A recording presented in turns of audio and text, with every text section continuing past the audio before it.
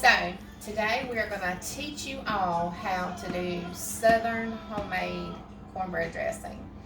As you know, a few years ago we did Southern Cat Hat biscuits, and so this morning we have been really busy in the kitchen preparing some stuff for some friends and family, and Hunter has kind of been a little support virtually, but Fisher and Ron have been here helping me work. Yesterday for prep, they baked all of our cornbread and got it ready. We stored it overnight in the refrigerator.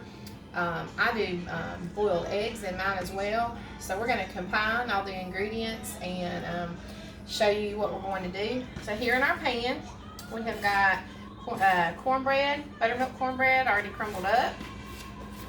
We are going to add Ritz crackers, 2 whole boxes of Ritz crackers. So we're going to put that in.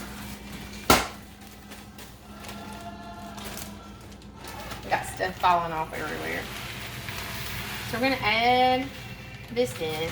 I like to mix up all my dry ingredients, kind of get them all mixed up and going in there. And you just about use a dish pan if you're going to make a lot of dressing. We're going to be making dressing today for about 6 families, so we're really making a bunch. Sometimes I like to go and add a little bit of my broth in. Of course, this is chicken broth. If you have any health problems, or for my patients with congestive heart failure and stuff like that, you may want to use the chicken broth with less sodium in it. I use the traditional chicken broth, so I'm going to go ahead and put some in just to get a little moisture going in with my dry ingredients. I still have some breadcrumbs to add, so that is always super important. Try to get everything out. Just kind of get some stuff started stirring. And just kind of get it all a little moist. It just mixes easier if you do that. Woo! Threw a little bit out there. Maybe nobody will miss that. To get me some hot water going, because I'm going to be putting some cream of chicken soup in. Next, as you can see, we've got diced boiled eggs. I'm going to put them in. And some people don't put boiled eggs in theirs, but I like to. It gives it a little bit different taste and a little bit of different consistency. I'm going to put some pepper in at various times throughout to make sure that it gets all down in the bottom good. I also use real butter. Some people don't use butter, but this is 3 sticks melted real butter that I'm going to be putting in here as well. Now, before I add any more of my moisture with any more chicken broth, I'm going to be doing 2 cans of cream of chicken soup. And then that's just simply to give it that stock flavor without having to cook your turkey or dressing to get that.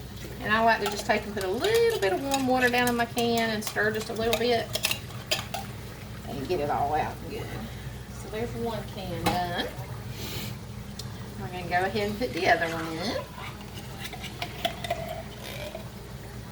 Fisher has been baking homemade pecan and pumpkin pies this morning. He actually learned how to make pie crust himself and did some mini pumpkin pies for some of the stuff we'll be sharing with our friends and family this holiday season. We hope that you are all. I like to take my knife and kind of cut some of this in. Sometimes it gets to be a little bit hard with your spoon, so it's almost just like stirring down into a big old helping of yumminess. And we're not quite done, but we're getting there. Remember, we've done buttermilk cornbread. We've done 2 boxes of crushed Ritz crackers. We did 21 boiled eggs, cut, chopped. Now we're going to do 3 raw eggs. And this raw egg just kind of helps cut everything together. But now remember, it is raw, so you always want to make sure you bake everything well. I bake my dressing at 400, depending on the size of the pan, until the top is nice and golden brown. Let me just say, before I started all this today, I washed my hands good. So No fears, I don't have any germs. I'll sprinkle a little bit more pepper throughout. Try to be careful, not make it too peppery, but you know you've got to have that flavor. So then I'm going to take my knife and cut my eggs in. You want to get those eggs just kind of just all in there. And as you can see, it's starting to get a really nice texture. We've still got a little more breadcrumbs to add. And then we're going to start frothing it up with chicken broth. We're so excited. It's starting to smell yummy. You can just feel the excitement of how it's going to go down. So remember, for this pan, we've done 3 whole sticks of butter. We've done 21 eggs. Now we got more chicken broth here.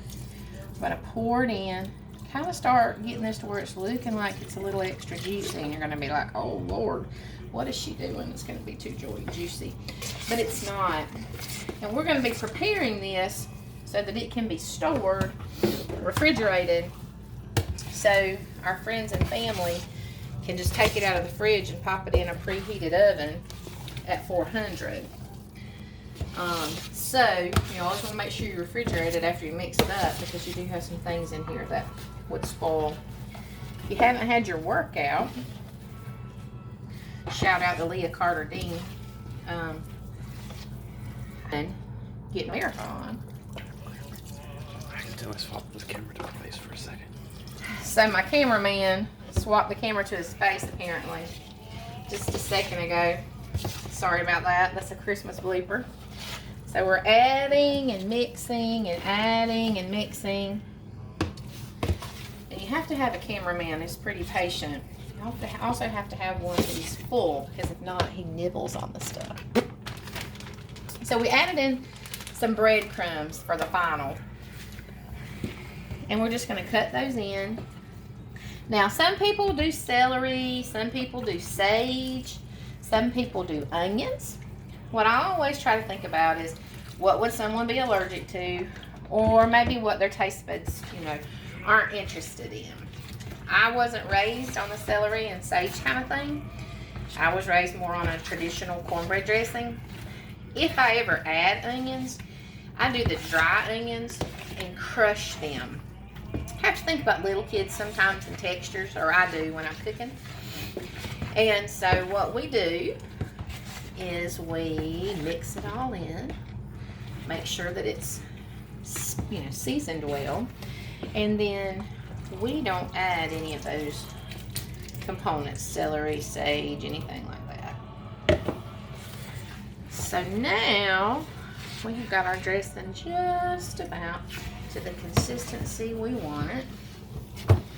On day of, if you're going to store this in a refrigerator for overnight, I would recommend maybe 1/4 of a teaspoon of melted butter just mixed in on the top, just for a little extra moisture. If it looks a little dry, it shouldn't.